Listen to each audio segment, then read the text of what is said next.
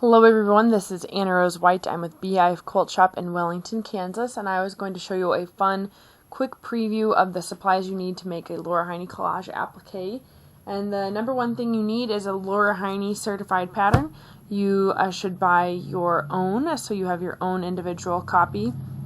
And I already have one unfolded and put underneath my favorite tool, which is the Precision Fusing Mat, and it is a fabulous fusing mat. It can handle up to 400 degrees of temperature, so that means I can have my Oliso iron directly on top of it on a lifetime table, and I'm not hurting my plastic table at all. The other thing you need is perfect scissors or serrated scissors. And micro serrated scissors have a small little shark teeth that are right here that are like itty bitty little pinking shears, and that helps give your fabric a clean finished edge. And then you'll also need a number 2 pencil. You can use these modern pencils, but they are actually, the lead here is a little bit sharper, and you can cut or it can break a little easier when you're tracing, and so I do prefer to use a regular number 2 pencil, but for the sake of this video I wanted to show you, yes, you can use a mechanical pencil, but a number 2 pencil, the lead is softer and easier to use. And then the most important thing you need, other than a Laura Heine collage pattern, is that you need Steam-A-Seam 2. There are lots of fusibles that are out on the market, but Steam-A-Seam 2 is the only one that is repositionable, totally permanent, and as it's just as high quality as it is.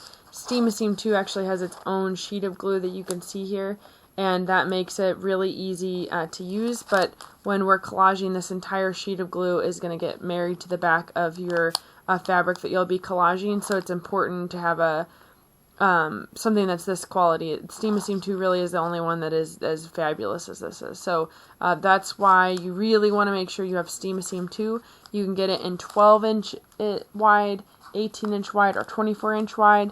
And one of the sides has no graph paper on it, and the other side has graph paper on it. And I like to keep this on the back of my fabric, so I place my fabric right side up on top of this piece here. It doesn't matter which side you keep. It does matter that whichever piece of paper that you do pull away, that whole chunk goes straight into the trash can, because Steam-A-Seam 2 is such a high quality fusible that there's lots of small glue pieces, and they'll get stuck on your fingers, and they're on this sheet of paper you're pulling away, and you don't want these little tiny glue droplets to get on top of the good side of your fabric, or you'll end up with fusible on top of the pretty part of your fabric, which is not where we want it. We want it on the back of the fabric. So just keep that in mind.